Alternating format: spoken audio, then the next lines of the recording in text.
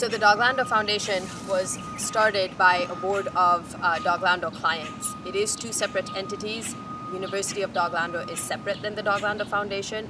We used to take one dog at a time from a shelter, give them time over here, train them, socialize them, and then adopt them out. So our clients would donate money towards that and help promote those dogs for adoption.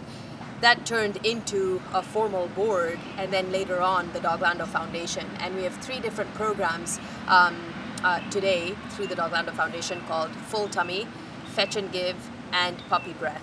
Starting off with Full Tummy, the idea is exactly that, to provide an opportunity for people and their pets to be full and not go a day starving. We target the homeless population out in East Orlando. We have anywhere from, on some days, 50 to, especially as you're approaching the holidays, 250, we call them clients, that come every Wednesday morning to collect dog and cat food. We distribute anywhere between 500 and 800 pounds of dog food a week and about 150 to 300 pounds of cat food. Originally, we wanted to provide a little bit more to the homeless population that owns pets, because we really believe that one, they do have the right to own pets, and second, many times it's the only family member they have. So we originally sought out to provide them medical care for their pets, like spay and neuter, and get those dogs up to date on vaccines. However, we very quickly learned that they were very distrusting of people in general. Initially, they assumed that we were working for Orange County undercover and refused to disclose any information to us regarding their pets and how many they have, etc. Janie, she is our main person who is so devoted to the program and has been single-handedly running that program for about 7 years. She has gained their trust immensely in ways that is just really not even measurable. By providing dog food, being there, rain or shine, she shows up with as much or as little as she has. Our goal was to develop this trust, really get to know them and what their needs are. And now, in the next 2 years, our goal is to monthly get a spay-neuter mobile service to come out to Bithlo and help spay and neuter the pets and get them up to date on vaccines. Fetch and Give started off as an offshoot to Full Tummy. That started off because of one of our board members, Karen. She lives out in Titusville and saw the same need with homelessness in her area. And she started the same way that we did with Full Tummy, carrying dog food in the back of our trucks, and anytime we would see a homeless person with their pet, stopping and giving them food. And she now has developed a client base herself, again out on the East Coast, and we're providing the same services there. We have been able to get those dogs spayed and neutered. We check on them monthly. In fact, Fetch and Give, because of the small population we are serving, we have anywhere from 7 to 10 members consistently.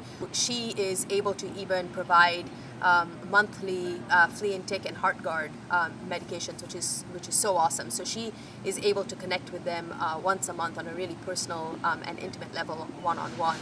And then Puppy Breath. BREATH stands for Behavior, Research, Education, Adoption, Training and Health. The scope of that program is to take pregnant dogs from high-kill shelters. We're not looking for any particular breed or breed mix, but her personality is really important. We want a very sociable dog, because the program is a research program, and we're trying to identify several different factors. One of them is the effects and influence of a mom and her role as a mother on her puppies. So we allow the mom and trust in the mom that she is able to deliver and give birth and do as nature has intended. That obviously we are there to support her in the event there's an emergency.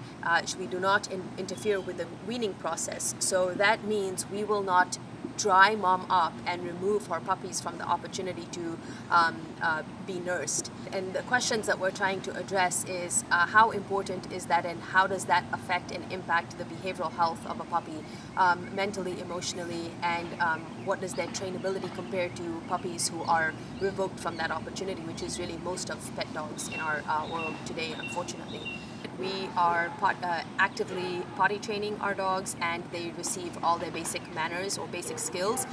They'll learn to walk on a loose leash. They are also learning to be off-leash and reliable off-leash, and they learn all their basic manners prior to their adoption. And when you have the right mom and you've developed that relationship with her, her puppies just naturally follow, which is just an incredible experience in its own sense.